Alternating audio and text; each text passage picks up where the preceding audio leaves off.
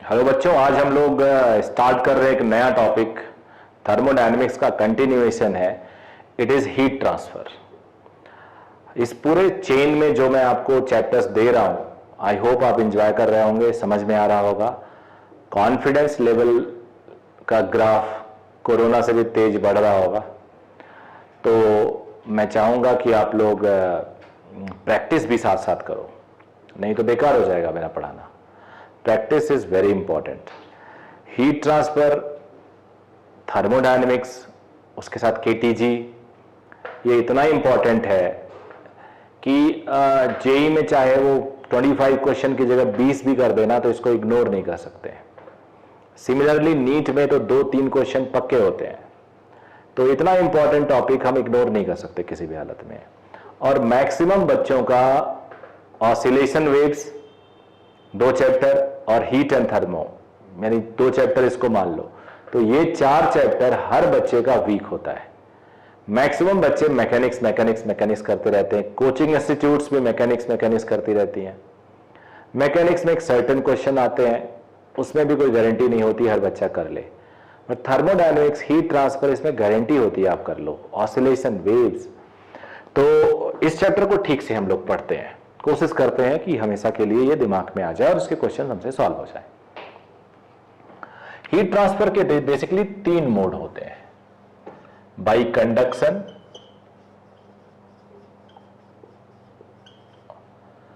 By convection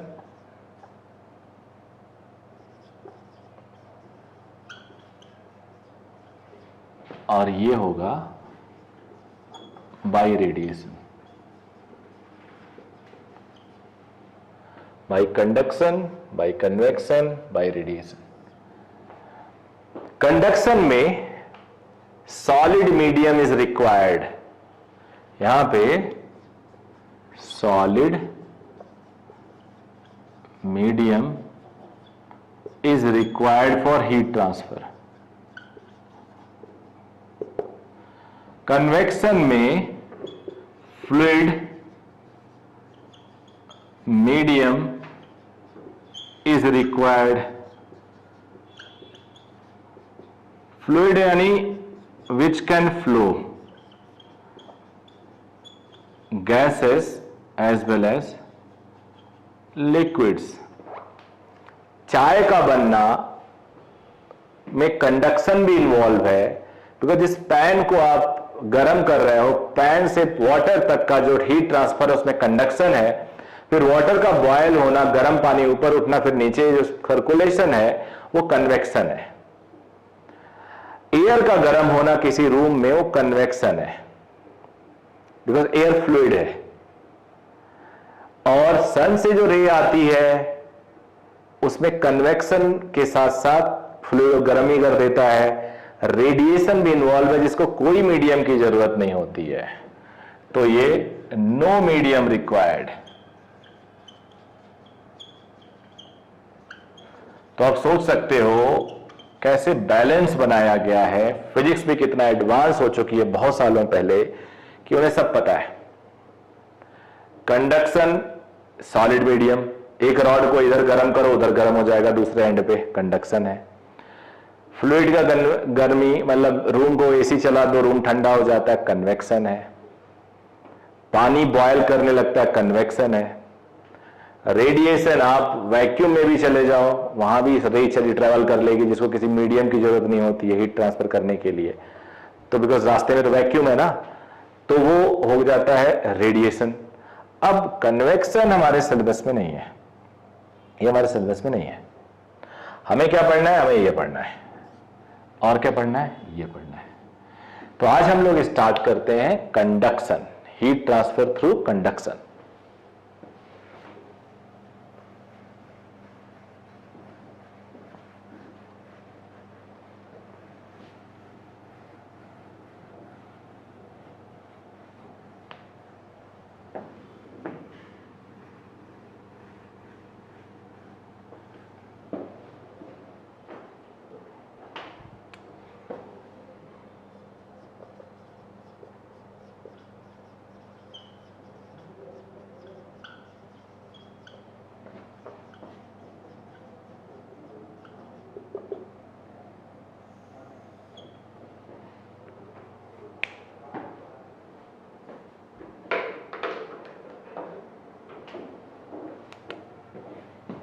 मान लीजिए एक रॉड है, एक टर्म मैं यूज करूंगा अनलैग्ड कंडक्शन। यहां पे हमने T1 टेम्परेचर दिया, यहां T2 दिया।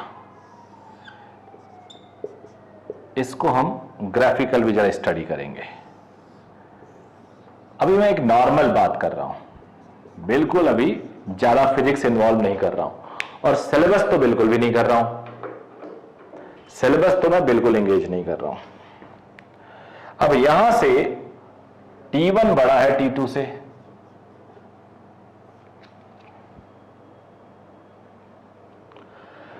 तो हीट चला, हीट तो रेट ऑफ हीट होता है हर सेकंड कितना फ्लो कर रहा है। जब रास्ते में हीट चल रहा था तो कई लॉसेस हो रहे थे। देखो कैसे, हीट जब चला तो जो एटम मॉलिक्यूल्स है वो अपनी हीट कैपेसिटी के अकॉर्डिंग हीट एब्जॉर्ब कर रहे थे। तो हीट एब्जॉर्ब कर मतलब जैसे किसी को आपने फॉरवर्ड किया कि भाई ये 100 रुपया आगे ले जाओ, तो उसमें 10 रुपया उसने रख लिया, तो 90 फॉरवर्ड किया, 90 के आगे वाले ने 10 रख लिया, ऐसे कर करके आगे जा रहा मामला। कुछ लीकेज भी है, सराउंडिंग को ब्राइब देना पड़ सकता है। अभी एकदम ब्राइब फ्री सोसाइटी नहीं हो पाई है, तो कुछ ब्राइब से लीकेज हो गया। तो ये जो लॉसेज होते हैं ना, उनको अनलैग्ड कंडक्शन कहते हैं। और यहां पे जो हीट आया 1 निकला, वो 2 से काफी ज्यादा होता है। 1 काफी ज्यादा था 2 से, बिकॉज लॉस काफी हो गया। और इसका जो टेम्परेचर ग्रेडियंट है, जो स्लोप है एक्स के रिस्पेक्ट में, वो ऐसे टेढ़ा मेढ़ा आता है, ऐसे ऐसे। ओके बेटा, अब आ जाते लैग्ड कंडक्शन।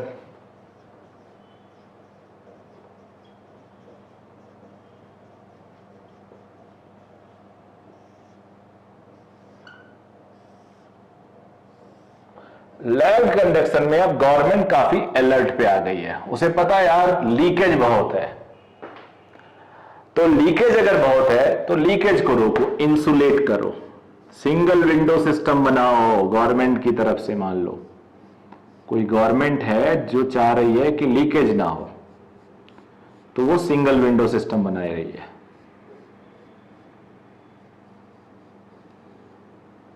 तो ये इंसुलेशन लगा दिया गया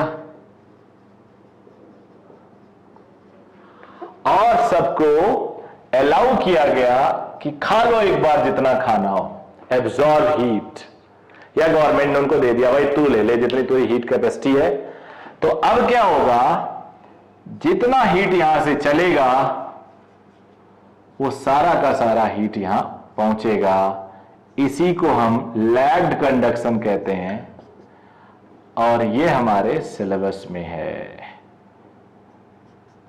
यही हमें पढ़ना है, यही हमें पढ़ना है, कोई लॉस नहीं। यहां पे अगर देखा जाए तो ये जो इसके और इसके बीच में जो एरिया है, ये लॉस को रिप्रेजेंट करता है, लॉस को। तो ये हमारे सिलेबस में कांस्टेंट स्लोप से हीट, टेम्परेचर का कांस्टेंट स्लोप आना चाहिए।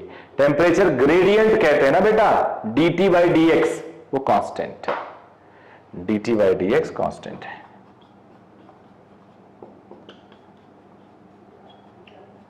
माइनस लिखा बाद वाला छोटा है, टेम्परेचर ग्रेडियंट कहते हैं। तो अब हम लोग हीट कंडक्शन में फॉर्मूला देखते हैं।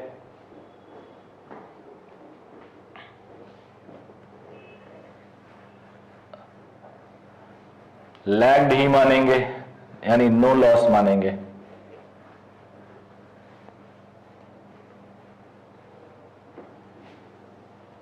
इसको भी ऐसे होल्ड कर देते हैं। एक छोटा सा डिफरेंशियल एलिमेंट लेते हैं, ये एरिया, इधर टेम्परेचर प्लस dt, इधर t। No loss,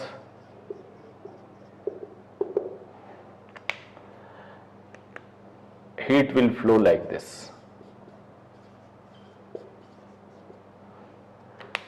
This one is dx.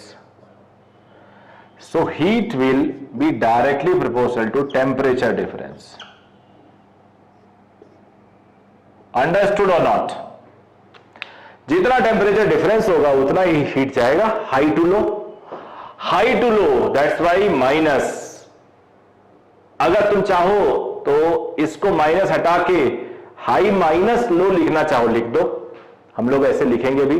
तो ये चिंता बिल्कुल मत करना मेरी क्लास में, एटलीस्ट की माइनस होने साइन मैं क्लियर कर दूंगा। अब जितना ज्यादा एरिया उतना ज्यादा हीट ट्रांसफर,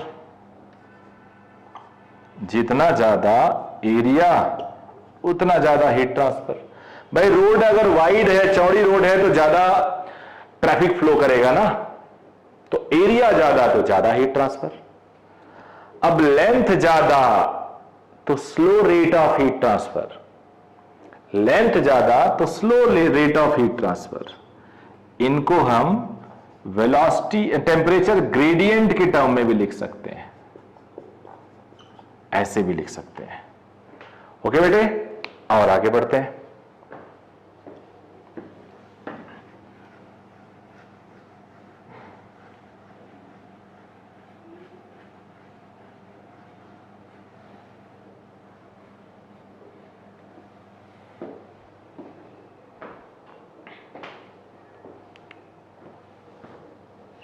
देखो कैसे,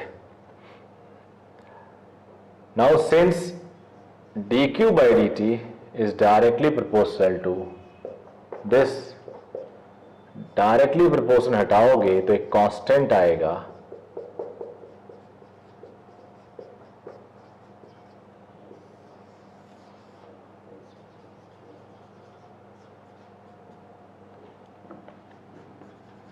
it is called thermal conductivity.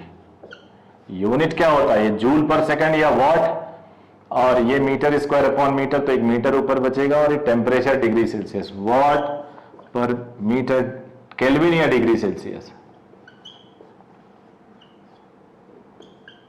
Joule per second metre kelvin.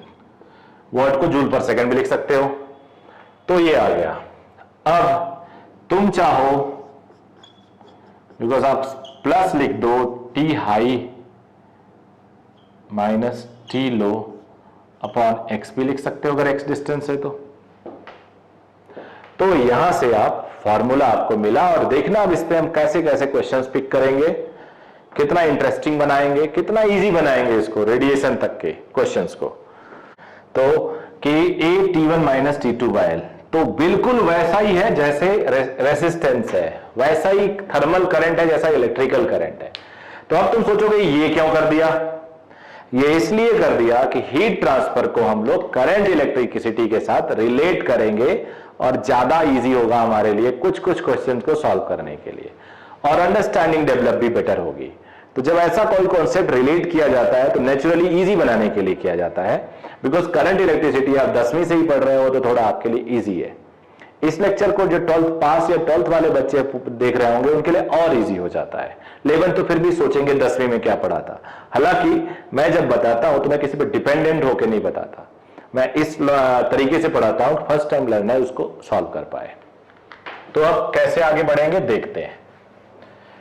जैसे मैंने बोला, मटेरियल जो थर्मल कंडक्टिविटी है ना कि वो उस मटेरियल पे डिपेंड करती है। आपको पता है कि अगर गोल्ड को गर्म किया जाए एक टर्मिनल पे, बहुत तेजी से हीट दूसरे पे पहुंचता है, बहुत बढ़िया कंडक्टर माना जाता है। आयरन का कुछ और के होगा, गोल्ड का कुछ और होगा, एल्यूमिनियम का कुछ और होगा, तो के डिफरेंट हो सकता है। तो जैसे हम लोग रेसिस्टेंस सीरीज और पैरेलल में निकालते थे ना कि सीरीज कॉम्बिनेशन में के आर इक्विवेलेंट क्या होगा, सीरीज कॉम्बिनेशन में पैरेलल कॉम्बिनेशन में आर इक्विवेलेंट क्या होगा, एक कॉम्प्लिकेटेड सा सर्किट बना देते थे, फिर इक्विवेलेंट का रेसिस्टेंस निकालते थे। वैसे ही हम लोग अब थर्मल कंडक्टिविटी का इक्विवेलेंट निकालेंगे, equivalent thermal conductivity.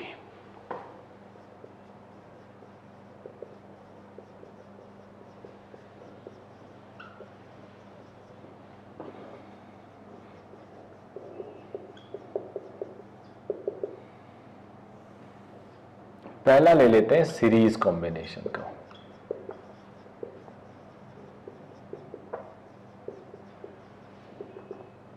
Series combination, series combination में बेटे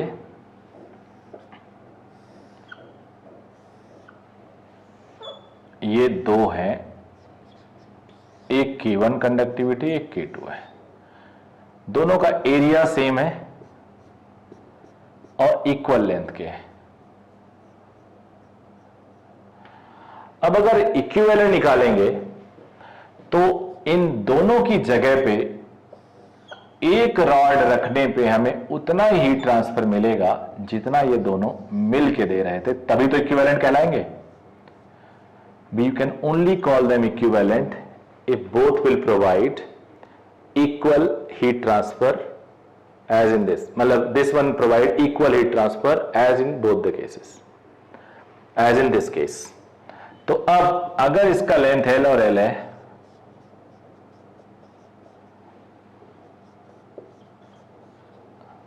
तो ये 2L हो जाएगा, एरिया सेम रहेगा। अब मैं इसको रेजिस्टेंस की तरह ट्रीट करूंगा,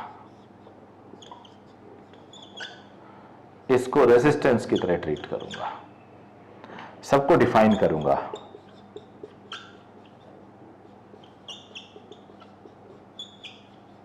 यहां भी डिफाइन करूंगा,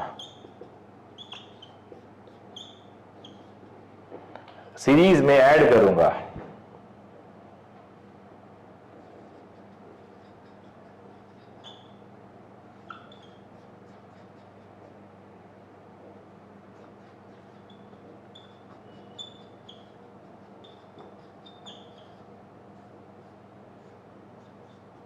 सॉल्व करो, इतना आएगा।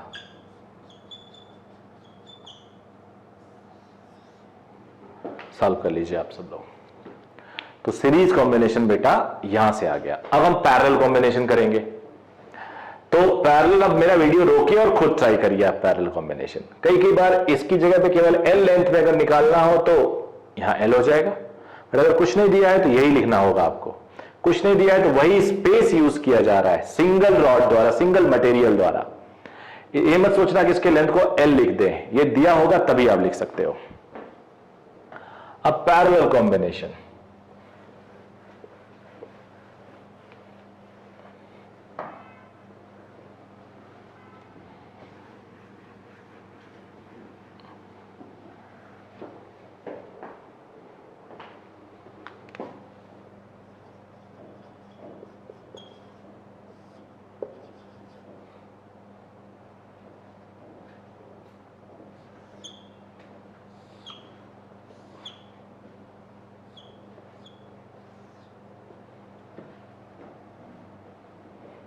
एक रॉड ये है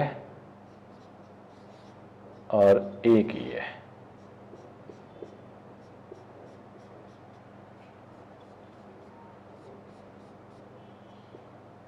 इनकी जगह पे एक, लेंथ में कोई चेंज नहीं,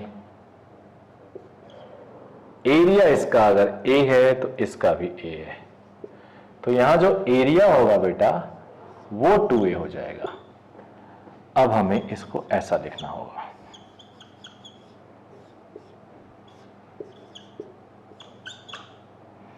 R1 होगा L/K1a, R2 होगा L/K2a, यहां पे L/K × 2a, बस ये डिफरेंस आ जाएगा। पैरेलल में आप सब जानते ही हो। अब उल्टा करके लिख देते हैं,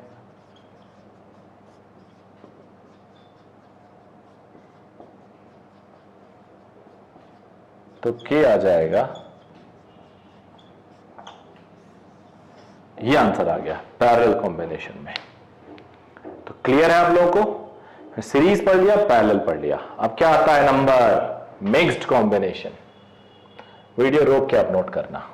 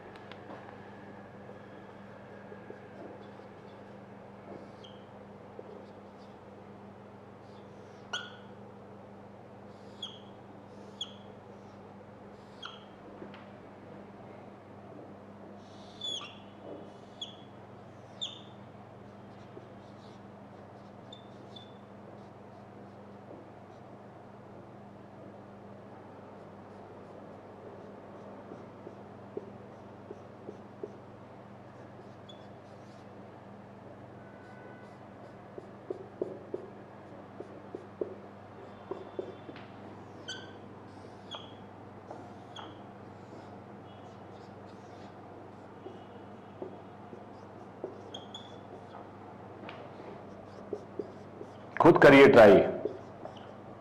ये एरिया ए और ए है तो ये 2a होगा और इक्विवेलेंट वाला भी एरिया 2a होगा। ये भी इजी होगा, नेचुरली इजी होना है इसको।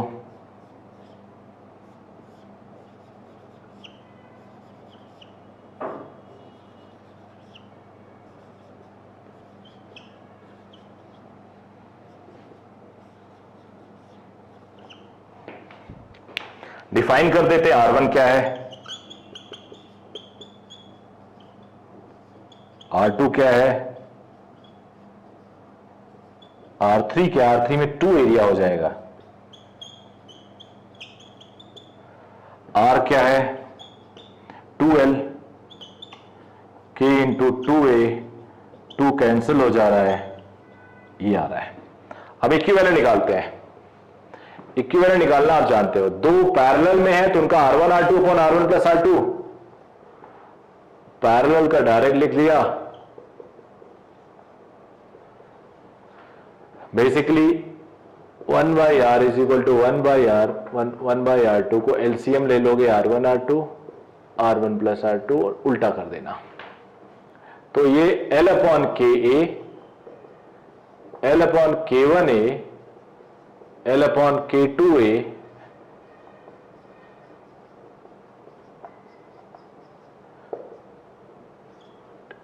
R3 है L upon K3 into 2A, तो एक L अपॉन ए सबसे कैंसिल हो जाएगा, एक यहां से, ये आ जाएगा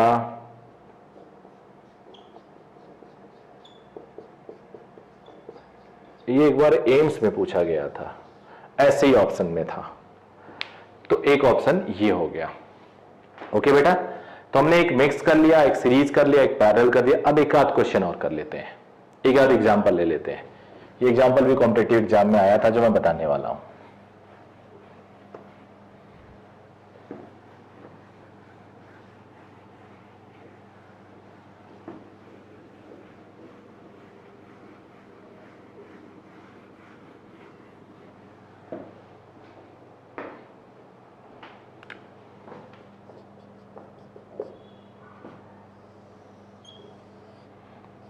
सिलेंडर है ये और कोसेंट्रिक सिलेंडर है,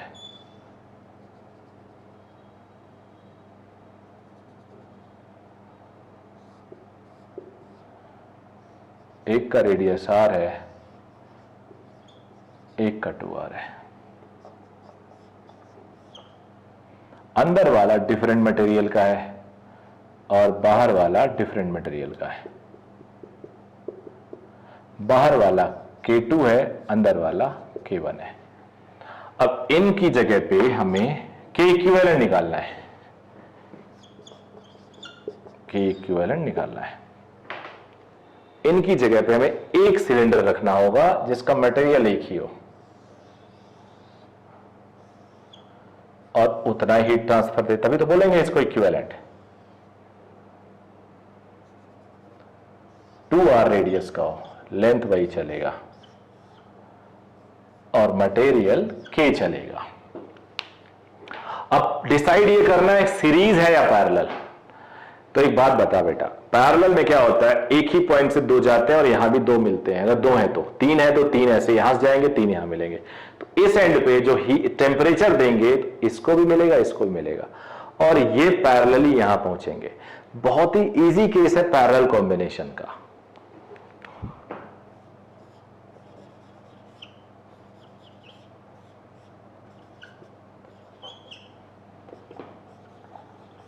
R इक्विवेलेंट निकालना थोड़ा सा ट्रिकी हो सकता है। तो R1 यानी अंदर वाला, अंदर वाले का लेंथ L है, K है और एरिया पाई R स्क्वायर है। बाहर वाला जो एरिया होगा, total area pi 2R square में से अंदर वाला एरिया माइनस करो तो 3 पाई R स्क्वायर आता है। तो R2 is L upon K2 3 pi R square और R is equal to length L है, K पाई इंटू 2R का square and K pi 4R square. Parallel का कॉम्बिनेशन आप जानते हो,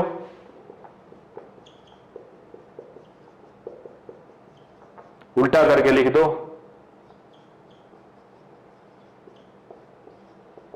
K1 pi are square upon L, K2 3 pi are square by L,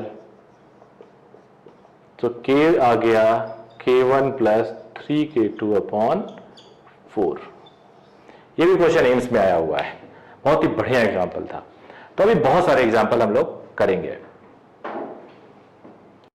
अभी हमने एक क्वेश्चन किया था सीरीज, पैरेलल और मिक्स्ड कॉम्बिनेशन के निकालने का। अब मेरे पास एक एग्जाम्पल है, चलो उसको यूज करते हैं। Growth of ice layer.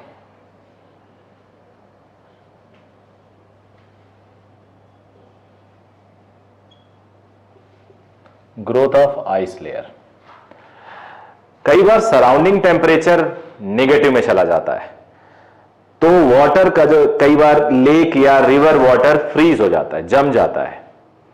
तो वो जो जमना बर्फ होता है ऊपर होता है, नीचे पानी होता है। कई बार आप टीवी रिपोर्टिंग में देख रहे होंगे, रिपोर्टर उस आइस को ब्रेक करता है, बोलता है देखो नीचे पानी है और इतना लेयर जम गया है। तो आइस हमेशा ऊपर से नीचे की तरफ ग्रो करता है। जो पार्ट वाटर का नेगेटिव टेम्परेचर के कांटेक्ट में रहता है वो पहले जमता है और ऐसे ऐसे धीरे धीरे ऊपर से नीचे की तरफ ग्रो करता है। तो कई बार अगर आप लेक के ऊपर चल रहे हो because of the freezed water, ऐसे केस में आप थोड़ा सतर्क होकर चलिएगा, बिकॉज उसके नीचे पानी हो सकता है और कहीं अगर वो टूट गया तो आप पानी के अंदर जा सकते हो। तो मान लीजिए ये वाटर है, 0 डिग्री पे आ गया है, लेकिन अभी फ्रीज नहीं हुआ है। 0 डिग्री सेंटीग्रेड पे वाटर है।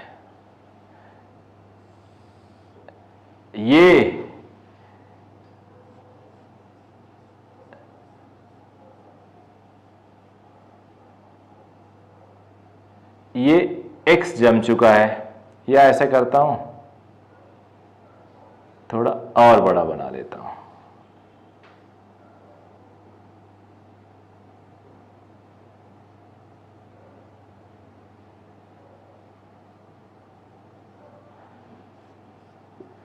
ये x जम चुका है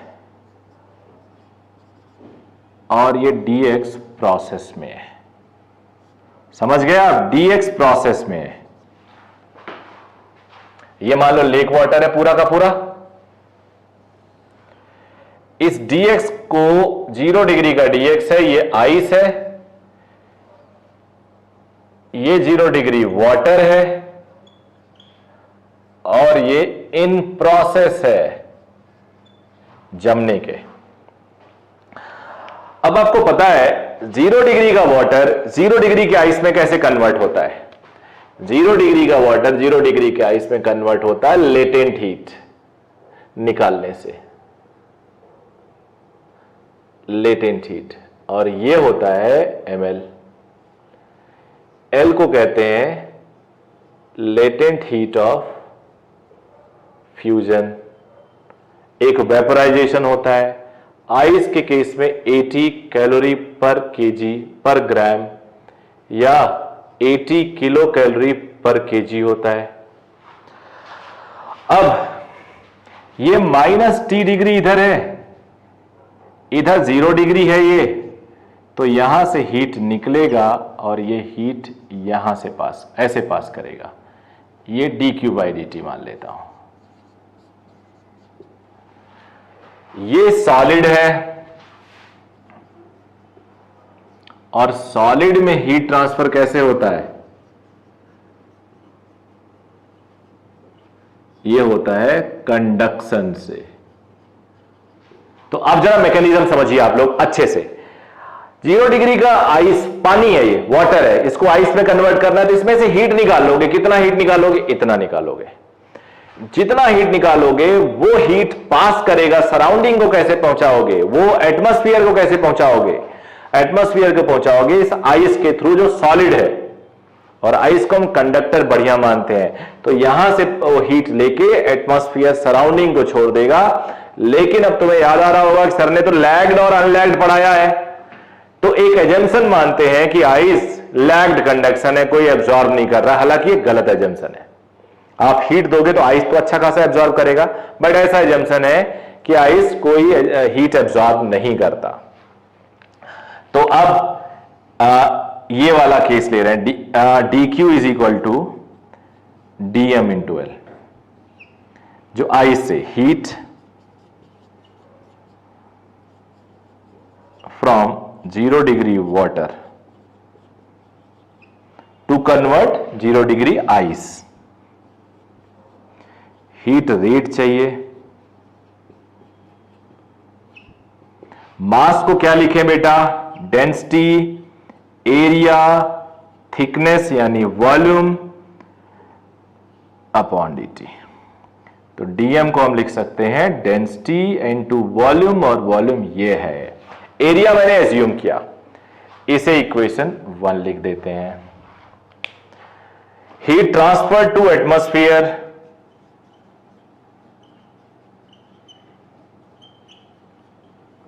हीट ट्रांसफर टू एटमॉस्फेयर वो होता है कंडक्शन से के A temperature difference upon X. देखो ना, ये फॉर्मूला लिख दिया, तो ये हो गया के ए टी अपॉन एक्स।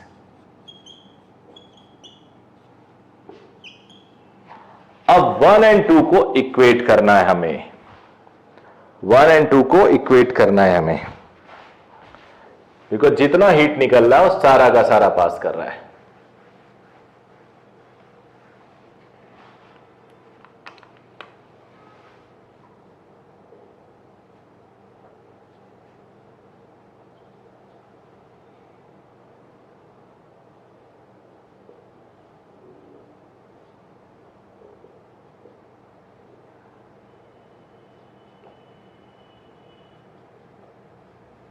देखो बेटा, एरिया कैंसिल हो गया,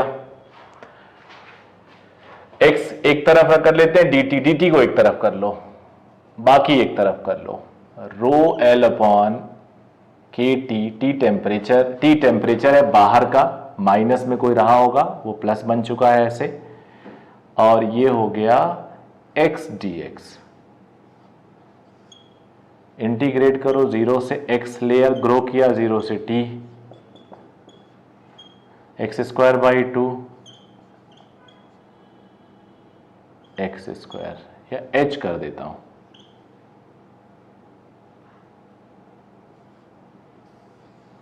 ये फॉर्मूला बड़े काम का है, बड़े काम का फॉर्मूला। टाइम निकाल लिया कि किस रेट से, किस टाइम से, कैसे कैसे टाइम से वो ग्रो करेगा, तो टेम्परेचर के इनवर्स, ज्यादा टेम्परेचर कम टाइम लगेगा, it's very obvious. H square से ग्रो करता है, 1 सेकंड में अगर 1 मीटर 1 सेकंड में, तो 2 मीटर को स्क्वायर करो 4 सेकंड में, इस तरह से स्क्वायर पे डिपेंड करेगा। 1 मीटर, 2 मीटर, 3 मीटर, ऐसे आप करके टाइम का रेशियो निकाल सकते हो, या टाइम का रेशियो देके डिस्टेंस कितना ग्रो किया, हाई डेप्थ कितना ग्रो किया, वो निकाल सकते हो। तो ये बड़े काम का न्यूमेरिकल। एक बार फिर से देख लेना, नीचे पानी है, ऊपर से बर्फ जमता हुआ आया, इतना जम चुका, इतना जमने वाला है, प्रोसेस समझ गए, इतना जम चुका, इतना जमने वाला है, जो जमने वाला है 0 डिग्री पे आ चुका है, 0 डिग्री के आइस को कन्वर्ट करने के लिए लेटेंट हीट निकालना होगा, Q is equal to ml, और वो लेटेंट हीट जो निकलेगा वो इस सॉलिड के थ्रू एटमॉस्फेयर में जाएगा। तो आप लेटेंट हीट और जो ट्रांसफर हो रहा है उसका इक्वेशन इक्वेट कर लीजिए, you will get a relation. So this was one important question था ये, और ये मैं चाहूंगा इसे रट लो, प्रोसेस याद हो, बहुत अच्छी बात है। अब हम आगे चलते हैं, इसके न्यूमेरिकल अब इकट्ठे हम लोग चैप्टर एंड में करेंगे। अभी हम लोग आगे चल के पढ़ते हैं, एक और चैप्टर है, दैट इज रेडिएशन।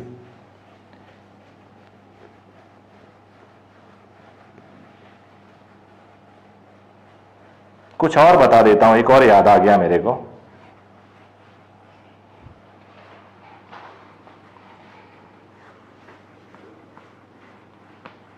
कंडक्शन में ही कुछ और याद आ गया मेरे को।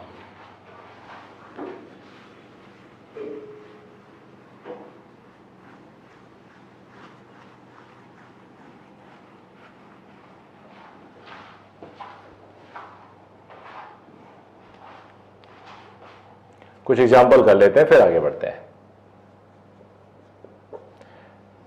3 रॉड्स हैं, ये यूनिफॉर्म एरिया के हैं, सेम लेंथ के हैं, इसका टेम्परेचर T1, इसका टेम्परेचर T2, इसका टेम्परेचर T3, तो इस जंक्शन का टेम्परेचर बताओ।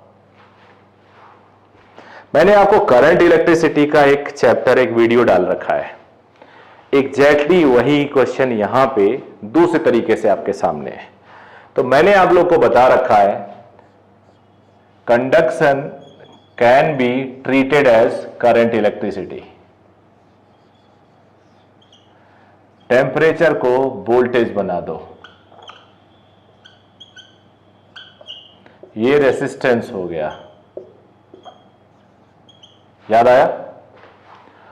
अब V0 होता है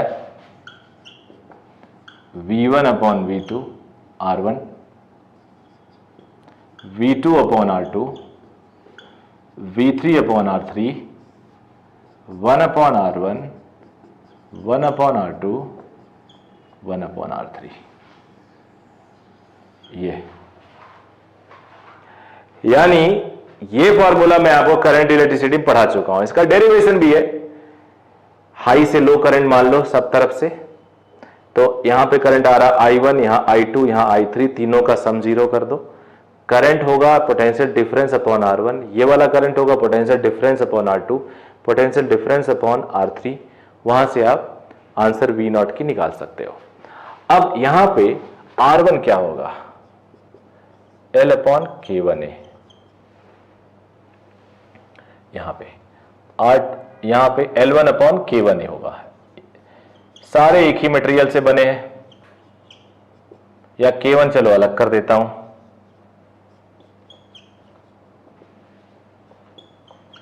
K2 अलग कर देता हूं, बाद में इकट्ठे ले लेना। जनरली क्वेश्चन जो ज्यादातर पूछा जाता है सेम के लिए पूछा जाता है, सेम मटेरियल है, सेम लेंथ है और same area of cross section है। टेम्परेचर V के करस्पॉन्ड हो गया, तो चलो मैं पुट कर रहा हूं T1 L upon K1A, T2 L upon K2A, T3 L upon K3A, 1 upon L upon K1A, 1 upon L upon K2A,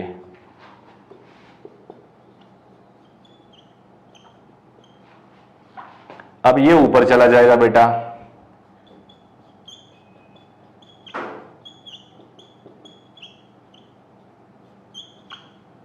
ये भी ऊपर चला जाएगा,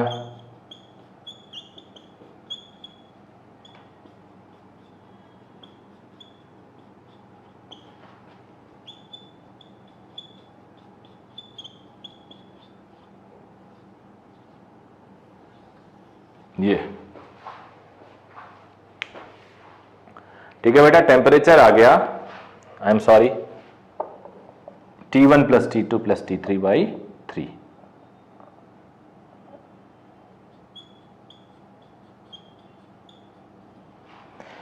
तो तीनों का सम अपॉन 3, 4 ब्रांच होते तो क्या करते, चारों का सम अपॉन 3, 4, 5 होते तो पांचों का सम अपॉन 5।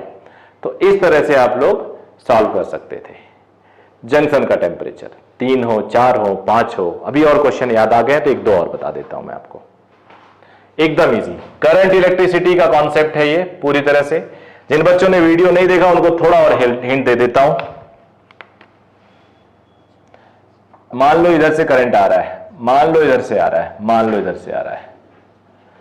आप सबको पता है अगर करंट आ रहा है और जा नहीं रहा है तो किरचॉफ्स करंट लॉ कहता है आना इज इक्वल टू जाना। तो सारे आ रहे हैं, कोई नहीं जा रहा है, तो सबका सम 0, यानी कोई ना कोई उल्टा होगा, क्योंकि ये कंजर्वेशन लॉ से बना होता है, चार्ज कंजर्वेशन। तो चार्ज, नेट चार्ज ना तो आप प्रोड्यूस कर सकते हो ना डिस्ट्रॉय कर सकते हो। तो करंट अगर कहीं से आ रहा है तो दूसरी जगह जाएगा, अगर सब जगह से आ रहा है तो इन सब का सम 0 होगा, यानी टेक्निकली एक उसमें से उल्टा होगा। इसमें से कोई ना कोई रिवर्स मैंने गलत चूज किया होगा, just to get our answer is in easier form मैंने ऐसा एज्यूम किया। अब I1 करंट, इसमें क्या होगा बेटा, अब हमने जब सब करंट आ रहा है तो V not potential least potential मानते हैं।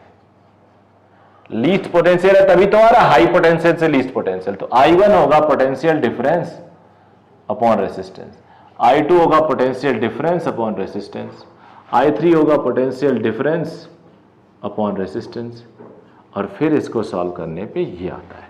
सॉल्व करोगे तो हो सकता है ये किसी एक से ज्यादा आ जाए, आएगा ही, तो जिससे ज्यादा आएगा करंट अब ज्यादा से उसकी तरफ फ्लो करेगा। ठीक है बेटा। अब एक और एग्जांपल,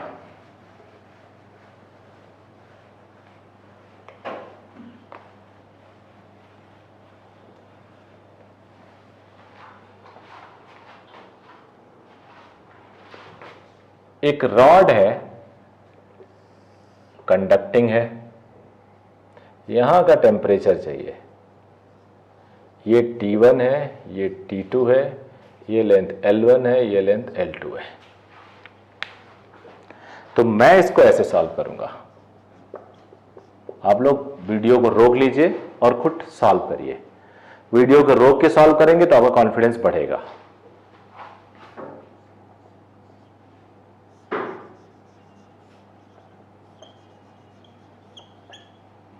इसको रेसिस्टेंस मान लिया, वोल्टेज V1, वोल्टेज V2 और ये V, R1 R2। तो अब तो वही वाला फॉर्मूला लगा देते हैं ना, V1 upon R1, V2 upon R2, बस। R1 क्या है, L1 अपॉन K1 है, ये K1 था, एरिया सेम है। R2 क्या है, L2 अपॉन K2 है। पुट करते हैं,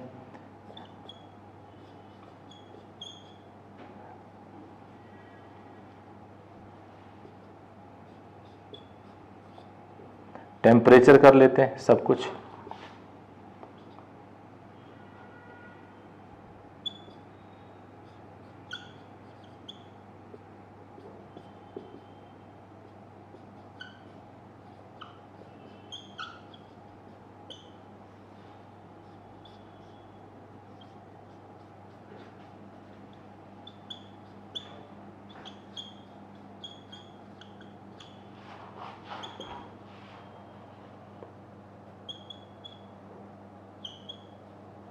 ये कैंसिल हो जाएगा।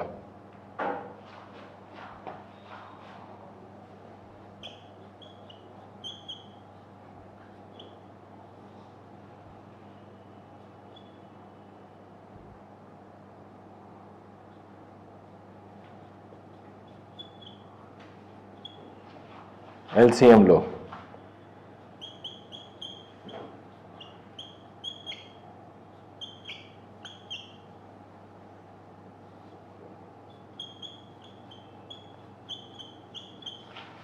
ये आंसर है। टेम्परेचर आ गया बीच में किसी एक पॉइंट का, ये फॉर्मूला रखा, दो ब्रांचेस है यहां, ये 3 था, 4 का भी हो सकता है। टेम्परेचर के लिए हमने V को T लिख दिया, पढ़ा चुका हूं कैसे एनालॉजी देखते हैं हम लोग, और ये V1 T1 हो गया, V2 T2 हो गया, R1 हो गया L1 अपॉन K1A, R2 हो गया L2 अपॉन K2A, लिखा, सॉल्व किया और आंसर ले लिया। अब एक थोड़ा प्रैक्टिकल वैल्यू भी लेके सॉल्व कर लें।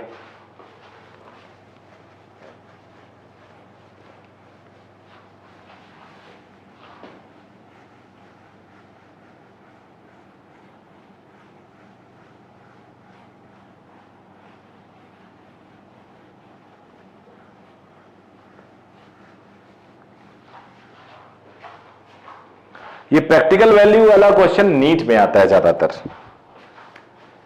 तो ये नीट स्पेशल है। ये 100 डिग्री सेल्सियस है, ये 20 डिग्री सेल्सियस है, ये टोटल रॉड है 20 मीटर। तो यहां का टेम्परेचर बताओ, 5 मीटर है, ये 5 मीटर पे इधर से 5 मीटर, उधर से 5 मीटर, 10 मीटर, कैसे भी पूछा जा सकता है 2 मीटर दूरी पे कितना टेम्परेचर होगा।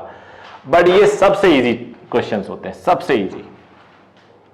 देखो कैसे, what is the temperature difference, see the solution, what is the temperature difference, 80 degree.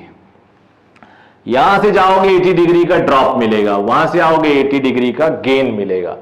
Drop और गेन सेम है। अब कितना, 20 मीटर में temperature drop in 20 metre is equal to 80 degree Celsius. Temperature drop in 1 metre 80/20 4 degree Celsius. तो ये 4 degree का drop है, same temperature gain of 4 degree centigrade per metre from left to right. Left से right चलोगे तो इतने का gain मिल जाएगा, समझ लेना अच्छे से। 4 डिग्री पर मीटर पे ड्रॉप हो रहा है जब हम आगे जा रहे हैं, 100 से लेके 20 तक जा रहे हैं, 20 से लेके 100 तक आ रहे हैं, तो 4 डिग्री पर मीटर गेन हो रहा है। तो 5 मीटर में कितना होगा टेम्परेचर गेन इन 5 मीटर, तो 4 degree centigrade into 5 20 degree centigrade. तो 20 था, 20 डिग्री का गेन हो गया, 40 डिग्री सेल्सियस आंसर है। दूसरा तरीका 15 मीटर है, तो 15 गुणे into 4 degree Celsius 60 degree Celsius का ड्रॉप हुआ। 60 का ड्रॉप 100 में से करोगे तो कितना आएगा, 40 आएगा। उधर से 20 डिग्री का गेन 5 मीटर पे, इधर 15 मीटर पे 60 डिग्री का ड्रॉप, 15 मीटर पे 60 डिग्री का ड्रॉप। समझ में आया आप सबके? तो अगर स्ट्रेट क्वेश्चन आए तो सीधे ऐसे लिख सकते हो। इसका लॉजिक क्या है, इसका लॉजिक है ये ग्राफ याद करो, 100 डिग्री 20 डिग्री। अब स्लोप सेम है तो कहीं से भी लीनियरली सॉल्व कर सकते हो। लैग्ड कंडक्शन, जब मैंने आप लोगों को conduction heat transfer through conduction पढ़ाया था तो लैग्ड कंडक्शन में ग्राफ बनाया था, वो यही है। यहां पे लीनियर वेरिएशन होता है अगर रॉड दिया हुआ है और टेम्परेचर पूछा गया। इन सब की जरूरत नहीं है। You need to save your time, time जितना बचाओगे उतना बेटर होगा। तो अब हम लोग मूव करेंगे रेडिएशन चैप्टर पे, जो और ज्यादा इंटरेस्टिंग है। एक बार रिवाइज करिए, वीडियो रोकिए, रिवाइज करिए, कोई बहुत ज्यादा आगे नहीं बढ़े हम लोग।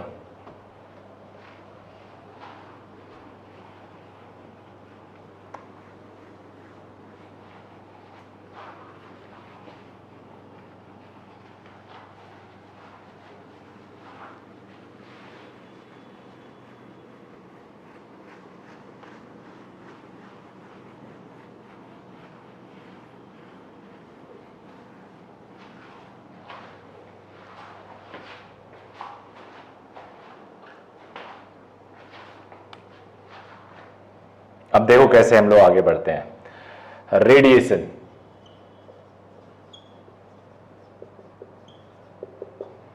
एक सबसे पहली हेडिंग पढ़ेंगे हम स्टीफन्स लॉ।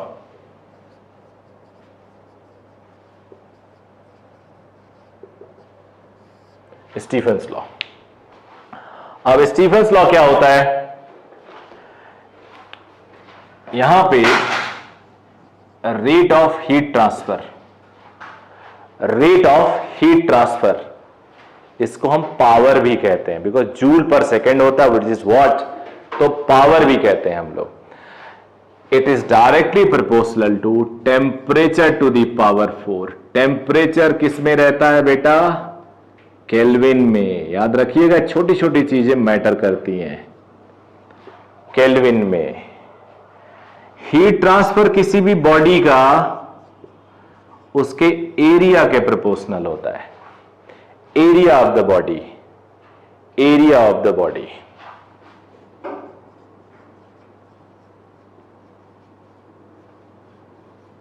कौन सा एरिया?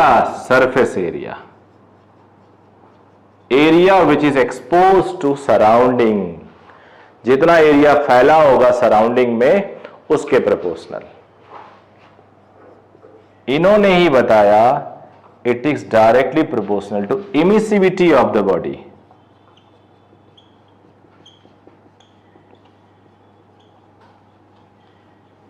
ये फैक्टर पे डिपेंड करता है हीट कितना आया, कितना एब्जॉर्ब किया, कितना छोड़ दिया, और ये बॉडी की इमिसिविटी आपको दी हुई होगी। ओके बेटे, तो अब इन तीनों को मिलाएंगे हम लोग। So dq by dt directly proportional to t to the power 4। Directly proportional हटाते हैं, आप लोग बचपन से ही पढ़ रहे हो, एक कांस्टेंट आता है, वो कांस्टेंट सिग्मा है यहां पे।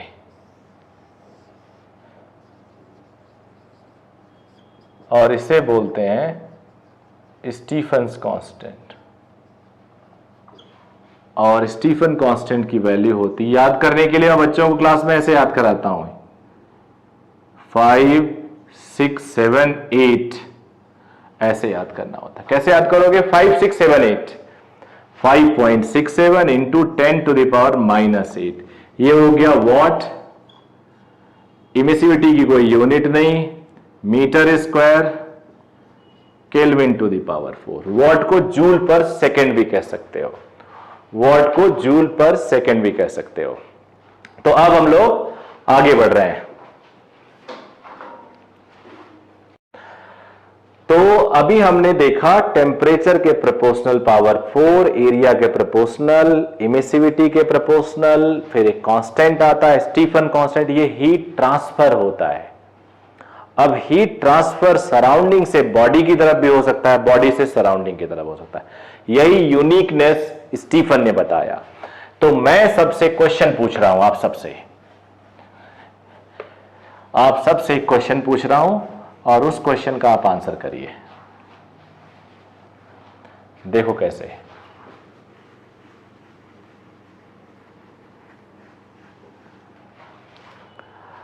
ऐसे, क्या नॉर्मल कंडीशन में हम हीट रेडिएट करते हैं? अपनी बॉडी को इमेजिन करो, क्या आपकी बॉडी नॉर्मल कंडीशन में हीट रेडिएट करती है?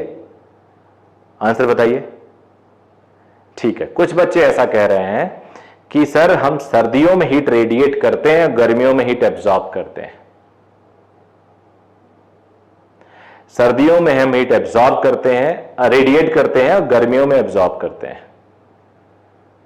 सही है। इसीलिए सर्दियों में मोटे कपड़े पहनते हैं कि हीट रेडिएट ना हो, हमारी बॉडी का हीट हम पे बना रहे, because surrounding temperature less than our body's temperature. Suppose हमारी बॉडी का टेम्परेचर 37 डिग्री सेल्सियस है और बाहर का टेम्परेचर 20 डिग्री सेल्सियस है, 10 डिग्री सेल्सियस है, तो naturally as per the law high temperature से लो टेम्परेचर की तरफ हीट रेडिएट होगा, और जब हीट रेडिएट होगा तो आप एनर्जी लूज करेंगे, आप बीमार पड़ जाएंगे, और बहुत एक्सेसिव केस में इंसान की डेथ भी हो सकती है। चलो अब रिवर्स सोचते हैं, गर्मियों में क्या होता है? बाहर का टेम्परेचर 45 डिग्री, 42 डिग्री, आपकी बॉडी का 37, तो आप हीट एब्जॉर्ब करते हैं। तो ये एक फिनोमेना, एक थिंकिंग हम लोगों की थी। हम लोग ऐसा मानते थे कि हम हीट रेडिएट करते हैं सर्दियों में और गर्मियों में एब्जॉर्ब करते हैं। लेकिन स्टीफन ने बताया कि आप हर टाइम हर चीज करते हैं, मतलब आप रेडिएट भी कर रहे हैं, आप एब्जॉर्ब भी कर रहे हैं। आप अपनी बॉडी के फोर्थ टेम्परेचर के प्रोपोर्शनल आप रेडिएट कर रहे हैं, सराउंडिंग बॉडी के सराउंडिंग टेम्परेचर के 4th पावर के प्रोपोर्शनेट आप एब्जॉर्ब कर रहे हैं, और जो भी ज्यादा होता है वो आपको नेट में दिखता है। तो नेट सर्दियों में हम रेडिएट करते हैं और नेट गर्मियों में हम एब्जॉर्ब करते हैं। समझ में आया आपके? तो हम दोनों काम करते हैं, अपनी बॉडी के टेम्परेचर के 4th प्रोपोर्शनल पे हम हीट रेडिएट करते हैं, सराउंडिंग टेम्परेचर के 4th पावर के प्रोपोर्शन हम हीट एब्जॉर्ब करते हैं। याद रखिएगा इस चीज को। तो मान के चलते हैं, if T is body temperature, T naught is a room temperature, then a rate of heat radiation.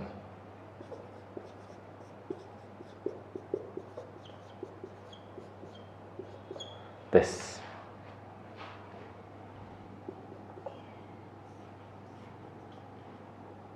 And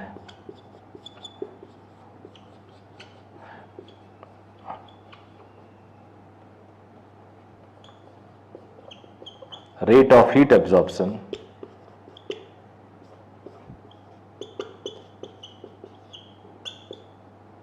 अपनी बॉडी के से हीट रेडिएट करते हैं और बॉडी टेम्परेचर ठीक है, ठीक लिखा मैंने। एब्जॉर्प्शन रूम से लेके आते हैं, तो ये हो गया। ठीक है बेटा। इफ, अब ध्यान देना, हम लोग एक डेरिवेशन की तरफ चल रहे हैं जो बहुत इंपॉर्टेंट होने वाला है इस चैप्टर में। If T is greater than T not, तो नेचुरली बॉडी टेम्परेचर ज्यादा है, net rate of heat radiation dq by dt is dq by dt radiation dq by dt absorption।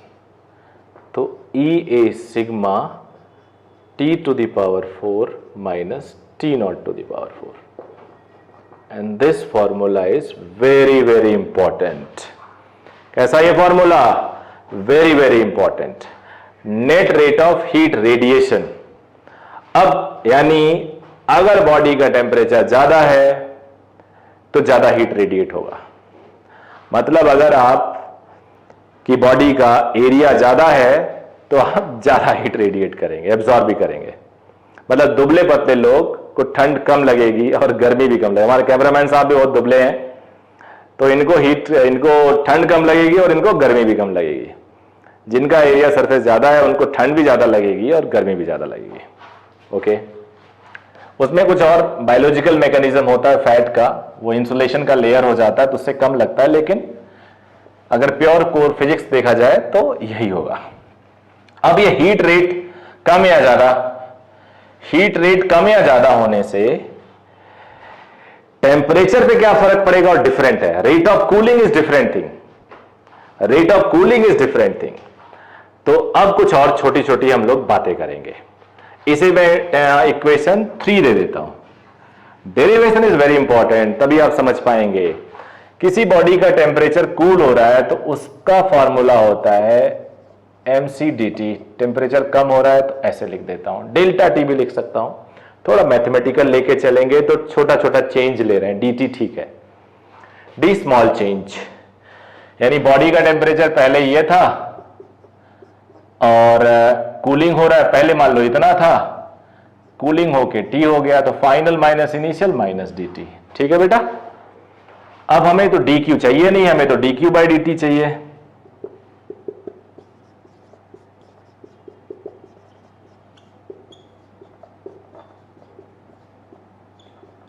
दोनों इक्वेट कर लेते हैं।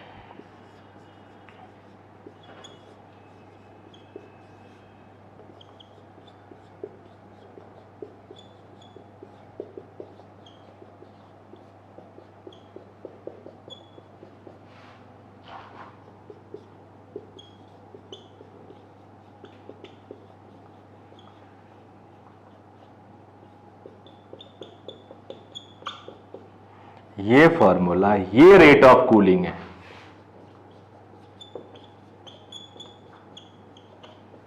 ये रेट ऑफ कूलिंग है and it is very very important. It is also very very important. बड़े काम का Stephen law का ये चीज। अब यहीं से हम काफी अच्छा खासा कंक्लूजन ले सकते हैं, और वो ये होगा, क्या rate of cooling, rate of heat transfer, rate of radiation, rate of absorption was directly proportional to area। ये सही था। क्या rate of cooling directly proportional to area है? बताइए। Wrong, ये नहीं है। रीजन क्या है? वो ये है, since mass is density into volume, volume में have area into height, volume में एरिया इंटू हाइट, और इस तरह से वॉल्यूम में एरिया छुपा हुआ होता है। अब डायरेक्ट अगर एरिया इंटू हाइट ना भी हो तो भी डिपेंडेंसी होती है। जैसे स्फेयर में एरिया होता है 4 पाई आर स्क्वायर और वॉल्यूम होता है 4 पाई आर क्यूब। तो अगर स्फेयर हो तो ऊपर आर स्क्वायर नीचे आर क्यूब, तो 1 बाई आर के प्रोपोर्शनल हो गया। तो इस तरह से हमें अब ऐसे लिखना चाहिए, rate of cooling is e A sigma, mass को rho into v specific heat, T to the power 4 minus T not to the power 4। अब हमें ए अपॉन वी को अलग करना चाहिए, यानी rate of cooling is directly proportional to area upon volume. अब आप स्फेयर के लिए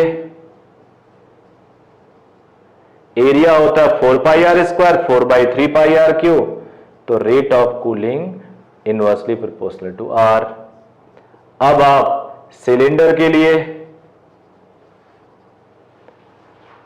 सरफेस एरिया होता है 2 पाई आर एच और वॉल्यूम होता है पाई आर स्क्वायर एच, तो 1 बाई आर के प्रोपोर्शनल। क्यूब या क्यूबॉइड एरिया होता है ए स्क्वायर, वॉल्यूम होता है ए क्यूब। तो इस तरह से आप लोग डिफरेंट बॉडी के लिए रेट ऑफ कूलिंग डिफरेंट हो सकता है। तो स्टीफन ने हमेशा कैलकुलेशन कूलिंग के बारे में बताया, हीट रेडिएशन के बारे में बताया, हीट एब्जॉर्प्शन के बारे में बताया। पूरा इन्होंने डिस्कशन खोल के रख दिया आपके सामने कि किस पे डिपेंड कर रहा है। रेट ऑफ कूलिंग या हीटिंग, एरिया, इमिसिविटी और कांस्टेंट है ये temperature to the power 4। Rate of cooling area पे नहीं, इमिसिविटी पे हां, और temperature to the power 4 specific heat पे भी डिपेंड कर रहा है इनडायरेक्टली। मास को डेंसिटी इंटू वॉल्यूम कर लेते हैं तो एरिया अपॉन वॉल्यूम पे डिपेंड कर रहा है। अब बेटा हम लोग पढ़ते हैं Newton's law of cooling.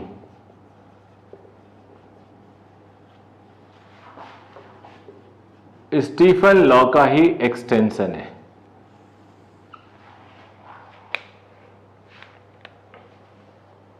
Bye Stefan's law we know minus represent कर रहा है कूलिंग,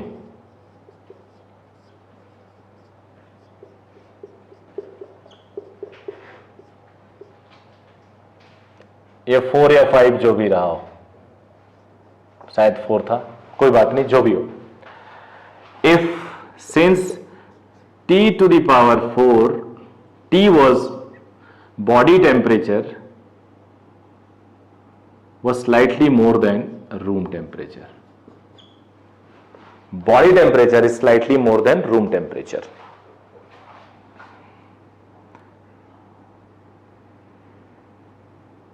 Then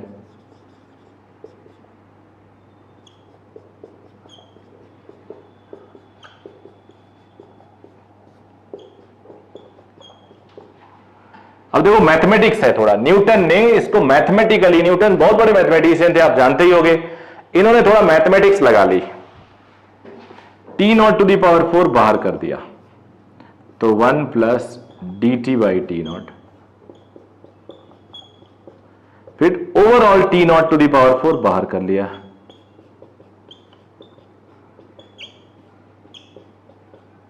ये हो गया। अब देखना बाइनोमियल एक्सपेंशन, एक मैथ्स में टर्म होता है 1 plus x to the power n may be written as 1 plus n x if x is very small. x बहुत छोटा है तो पावर आ जाता है, तो dt बहुत छोटा है t नॉट के कंपेयर में, पावर अंदर आ जाएगा।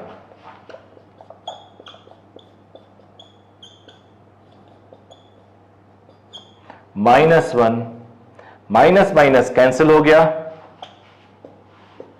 4 टी नॉट एक कैंसिल हो गया,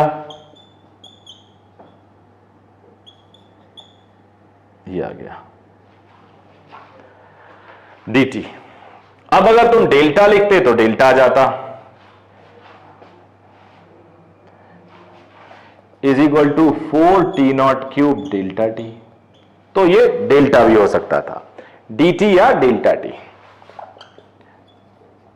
अब पता है अक्सर हम लोग फिजिक्स में ही बायो ग्रुप को जब पढ़ाते हैं तो डेल्टा ज्यादा यूज करते हैं, मैथ्स को जब पढ़ाते हैं तो dt यूज करते हैं। तो मुझे लगता है इस लेवल पे आके बच्चों को ये पता चल जाता है। तो मैं अब दोनों में से कोई भी यूज करो तो आपको माइंड नहीं करना होगा। नाउ रिप्लेस द वैल्यू, ये लिख देता हूं इसको। बेसिक स्कूल पे डेल्टा ही लिख के वो आगे बढ़ते हैं। फ्रॉम 4 and 5 तो minus D T by D T E A sigma M into C 4t0 cube delta T.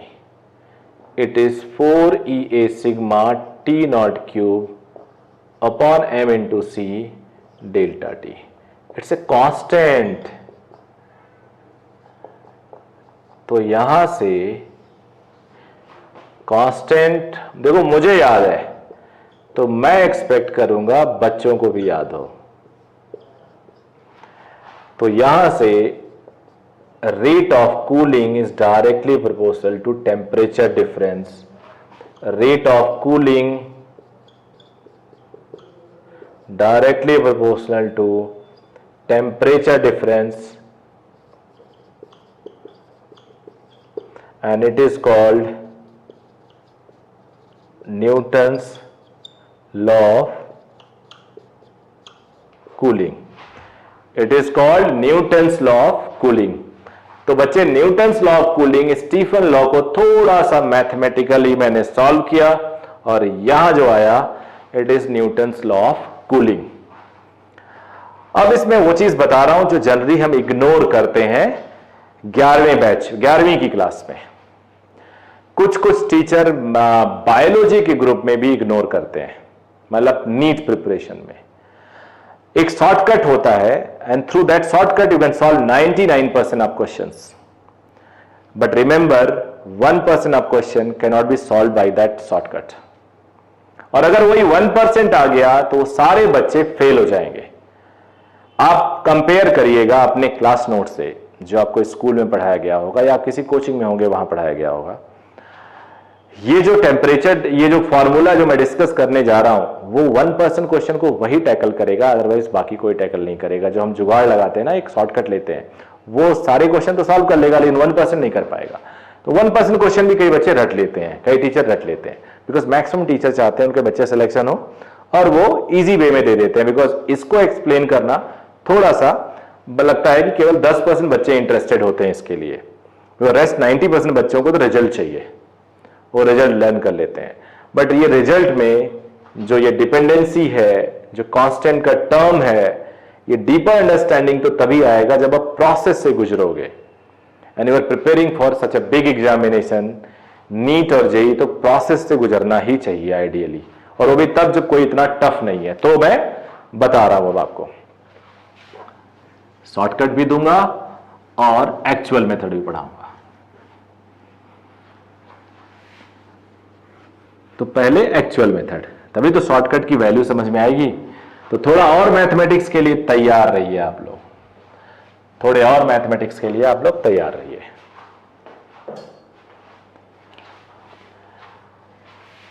T was given as T0 plus delta T. Body temperature थोड़ा ज्यादा था तो डेल्टा टी क्या हो गया, T minus T0।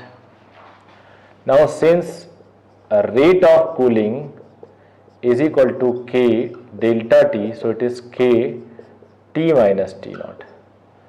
अब minus D T upon T minus T0 K dt, minus इधर ही भेज देता हूं। अब इंटीग्रेट करना है। जीरो टाइम पे बॉडी टेम्परेचर T था, T1 था मान लेते हैं। T टाइम बाद बॉडी टेम्परेचर T हो गया या T2 हो गया, T2 हो गया, मैं लिख देता हूं। इनिशियली बॉडी टेम्परेचर T1 था, फिर कूल होते होते वो T2 हो गया। तो अब इसको सॉल्व करना कोई इतना टफ है नहीं। dx अपॉन एक्स का integration log x, dx upon a x plus b का इंटीग्रेशन होता है 1 upon a log a x plus b. तो यहां पे x की जगह पे t है, तो और t का कोफिशिएंट जहां इसे a लिखा है वहां कुछ है नहीं, 1 है, तो ये जाएगा log उतना पूरा का पूरा, लिमिट चढ़ जाएगा t1 से t2 माइनस के T, upper limit t lower 0 तो डायरेक्ट लिख दिया। अब log upper limit minus log lower limit, log a minus log b क्या होता है बेटा? log a upon log b। अब log को हटाते हैं तो क्या आता है?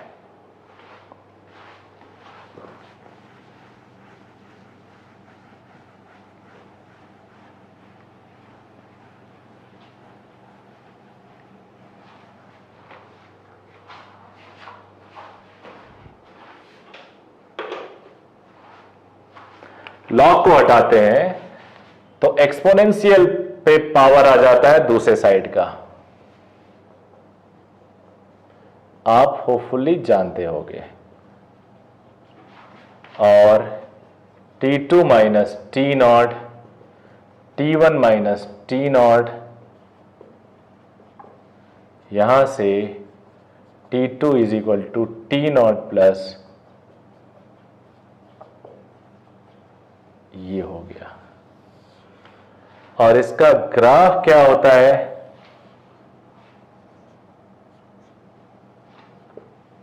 शुरू में T1 जब 0 टाइम, T टाइम बाद T2, और वो एक्सपोनेंशियली और इनफाइनाइट टाइम बाद उसका टेम्परेचर क्या होगा? Room temperature. अभी बहुत एक्सप्लेनेशन मैं करूंगा इसका, आप बिल्कुल चिंता मत करना। ये पर्पस ही होता है कि आपका लेवल एक स्टैंडर्ड पे रखा जाए, सो दैट आप सारे क्वेश्चन इस चैप्टर के सॉल्व कर पाओ, नहीं तो कोई मतलब ही नहीं। ये जो नीचे वाली लाइन है यानी room temperature, body room temperature achieve करता आफ्टर इनफाइनाइट टाइम। ये मैं प्रूव करता हूं, body will achieve room temperature after infinite time. अब देखो कैसे, थोड़ा सा और मैथमेटिक्स बचा हुआ है।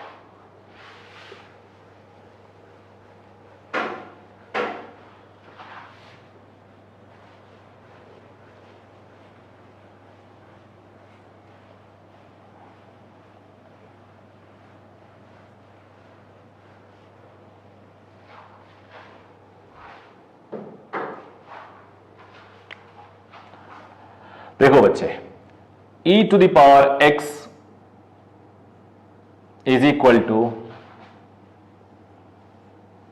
infinite when x tending to infinite, when e is greater than, I'm sorry,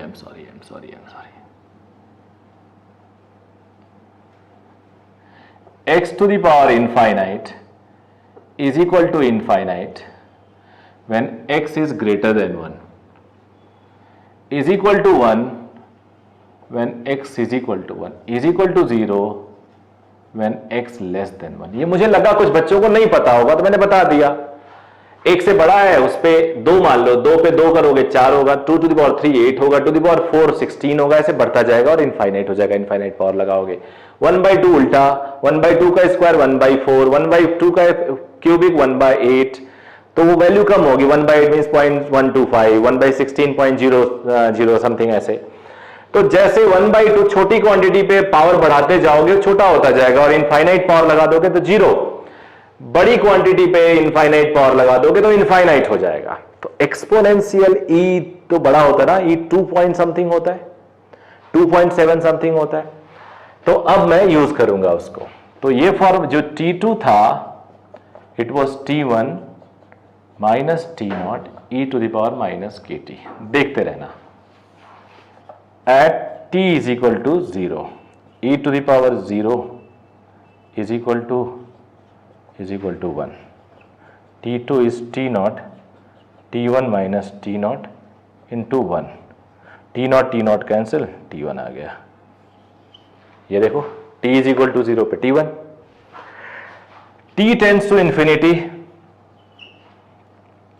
तो e to the power minus infinity, 1 upon e to the power infinity, that is 1 upon infinity, that is 0, तो T2 is equal to T0 plus T1 minus T0 into 0, तो T0, so body will reach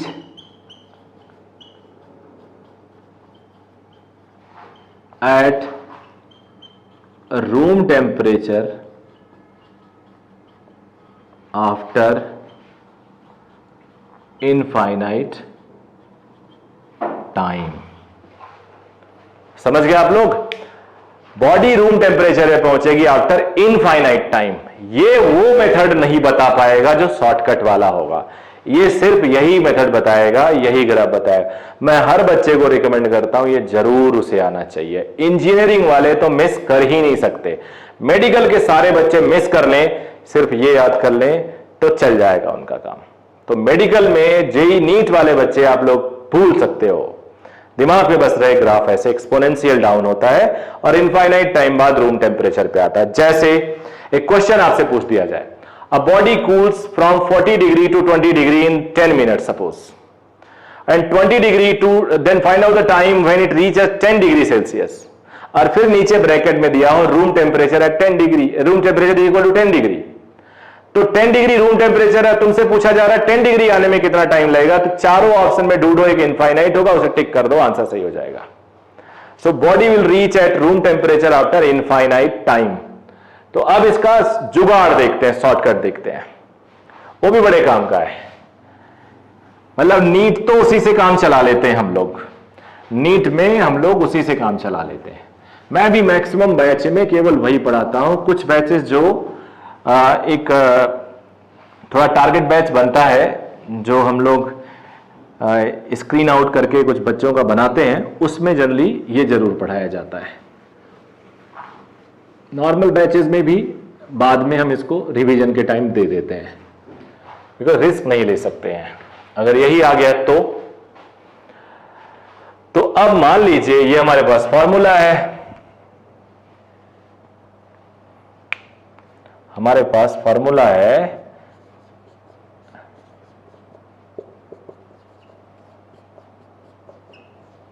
अब एक body cool हो रही है T1 से T2 in T time, a body cools from T1 to T2 in T time. अब देखो यहां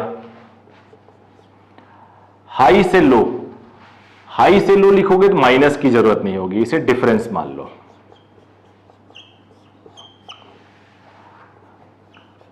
इस T को एवरेज मान लो, ये जुगाड़ है।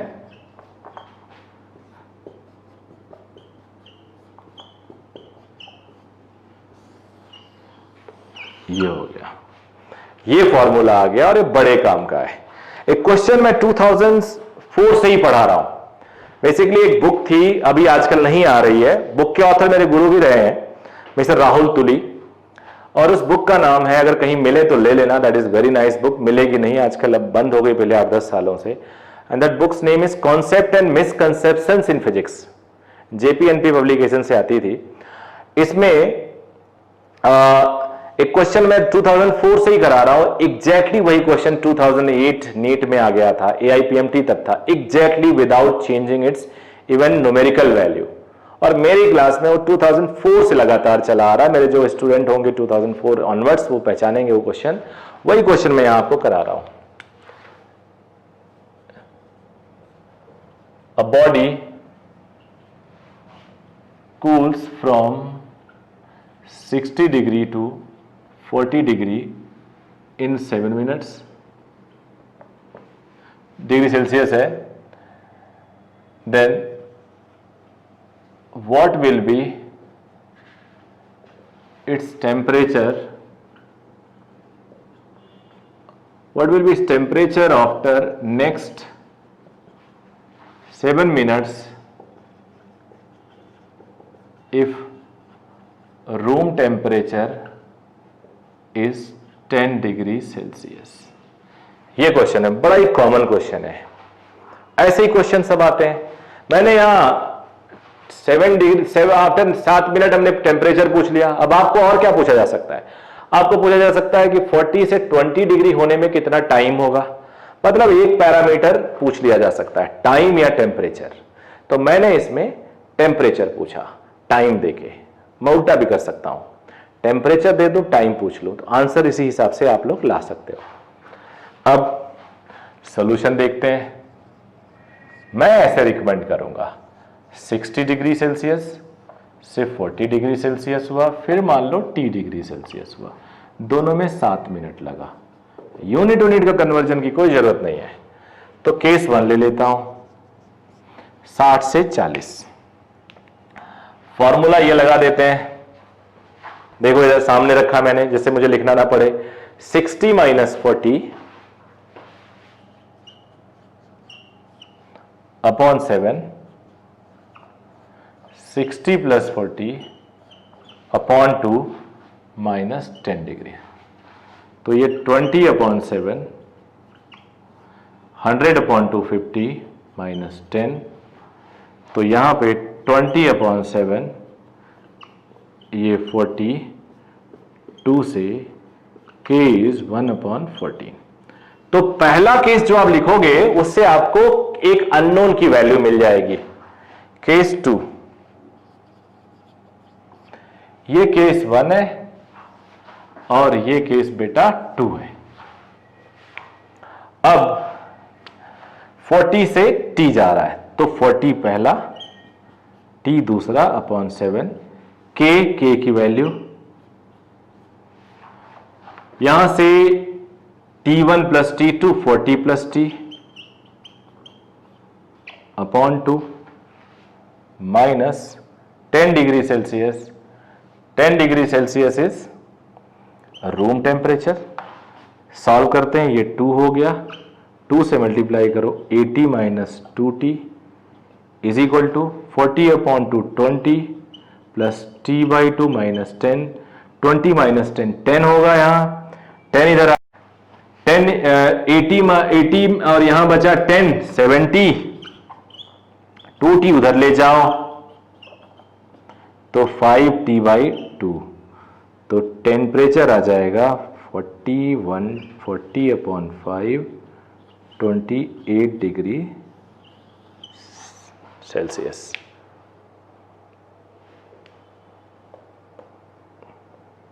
या तो ये आंसर आ गया बेटा। अब तुमसे पूछते हैं कि find out the time after which it will reaches at 10 degree. तो रूम टेम्परेचर भी 10 था, तो इनफाइनाइट लिख देते।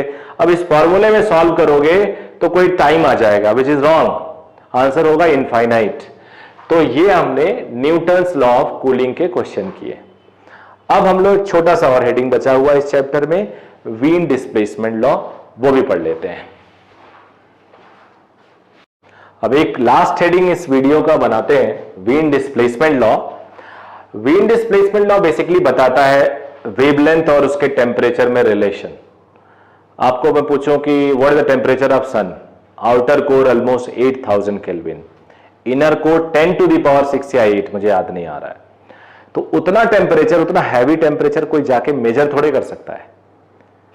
वीन के लॉ के हिसाब से हम उसको कैलकुलेट करते हैं, करस्पॉन्डिंग वेवलेंथ से हम उसका टेम्परेचर मेजर करते हैं। तो इन्होंने बताया wavelength inversely proportional to temperature, wavelength और टेम्परेचर इज अ कांस्टेंट और B is वीन कांस्टेंट, इसकी वैल्यू 0.29 सेंटीमीटर केल्विन या 0.29 into 10 to the power -2 metre kelvin या 2.9 into 10 power -3 metre kelvin. 2.88 something होता है, 9 लिख सकते हैं। और इस पे ग्राफ पढ़ते हैं हम लोग, जिससे क्वेश्चन पूछा जाता है power which is dq by dt,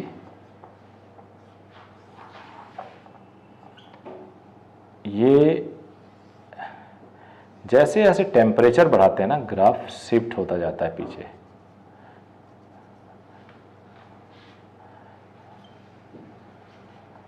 1 है मान लो, 2 है ये, 3 है ये,